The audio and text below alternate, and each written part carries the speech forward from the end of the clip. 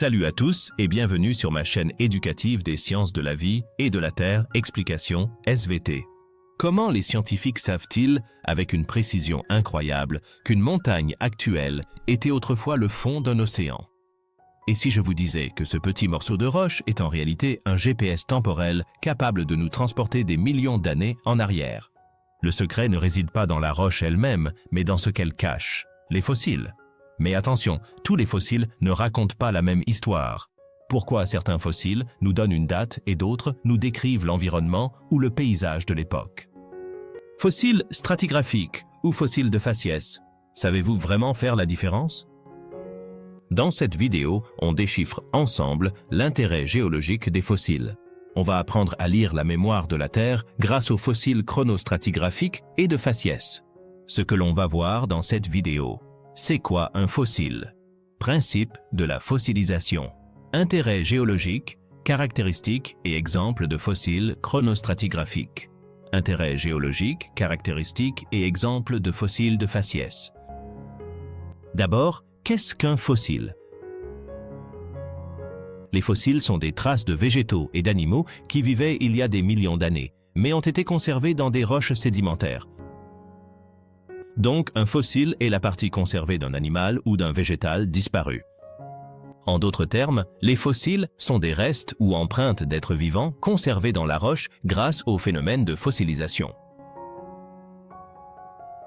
La fossilisation aboutit à la formation de fossiles. Quel est le principe de la fossilisation? La fossilisation est un ensemble de transformations que subit un être vivant après sa mort et son enfouissement. Les parties organiques, c'est-à-dire les tissus, sont décomposées par les décomposeurs en matière minérale.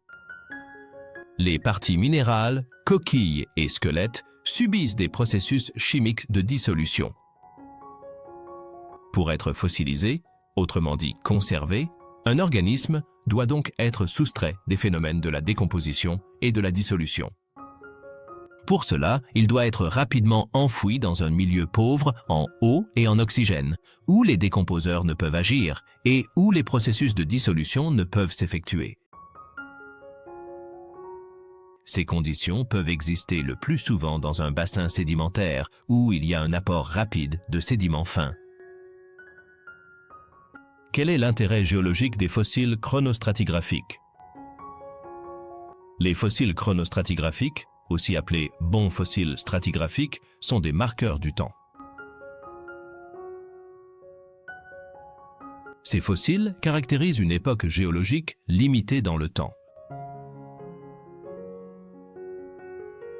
Donc, un fossile chronostratigraphique indique l'âge de la couche de roche.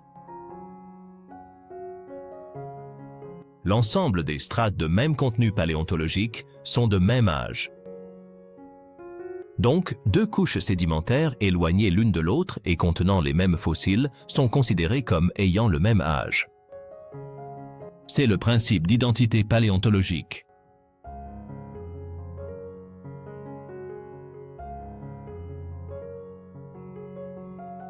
Quelles sont les caractéristiques des fossiles chronostratigraphiques?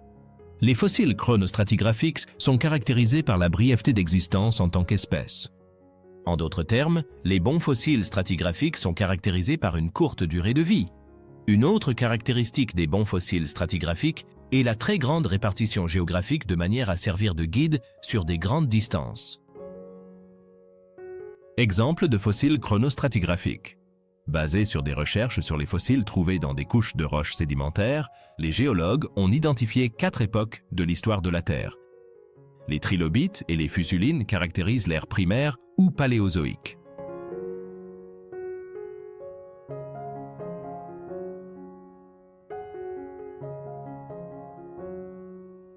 Les ammonites et les bélemnites caractérisent l'ère secondaire ou mésozoïque.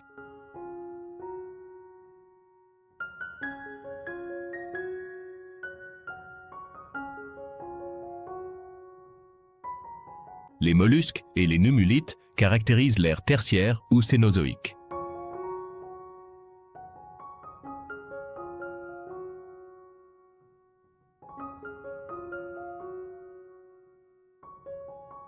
Les os de mammouth et les strombes caractérisent l'ère quaternaire.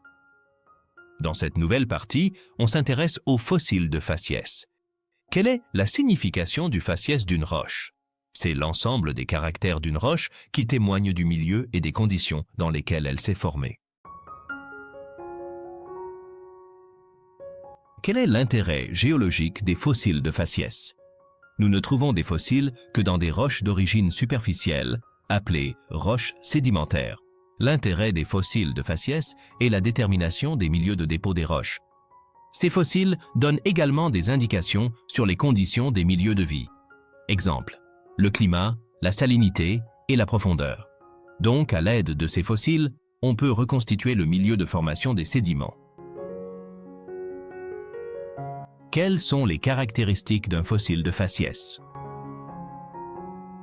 Un fossile de faciès a vécu dans plusieurs séries ou époques de l'histoire de la Terre.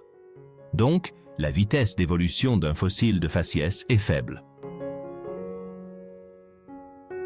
C'est un fossile caractéristique d'un milieu de sédimentation particulier. Donc, les fossiles de faciès sont des indicateurs du milieu de vie, qui est le milieu de sédimentation, c'est-à-dire le lieu de la formation de la roche. La distribution locale des fossiles de faciès est étroitement liée aux conditions physiques, chimiques et biologiques de l'environnement.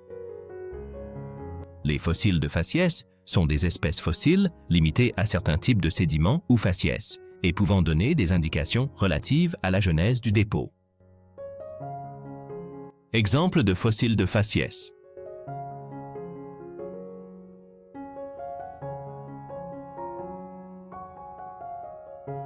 Les globigérines. On retrouve ces fossiles à l'ère tertiaire.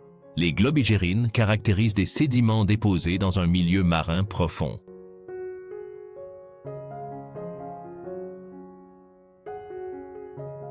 Les potamides caractérisent des sédiments déposés dans un milieu lagunaire. On retrouve ce faciès du Trias à l'actuel.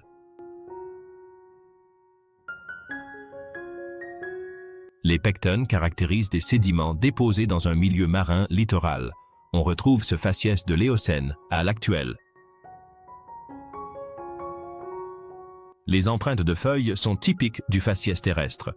Ils caractérisent des sédiments déposés dans un milieu continental. Les oursins caractérisent des sédiments déposés dans un milieu marin moyen. On retrouve ce faciès du primaire à l'actuel.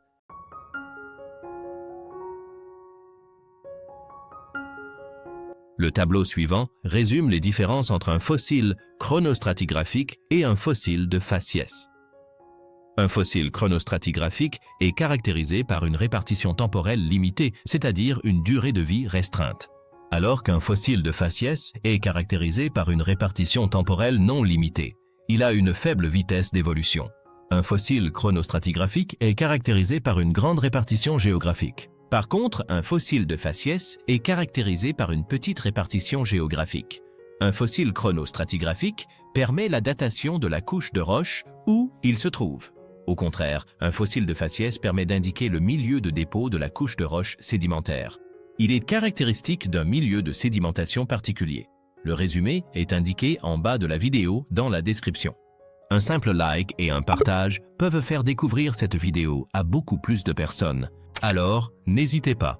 Abonnez-vous pour ne rien manquer des prochaines explications simples et utiles des sciences de la vie et de la Terre. Merci d'avoir regardé.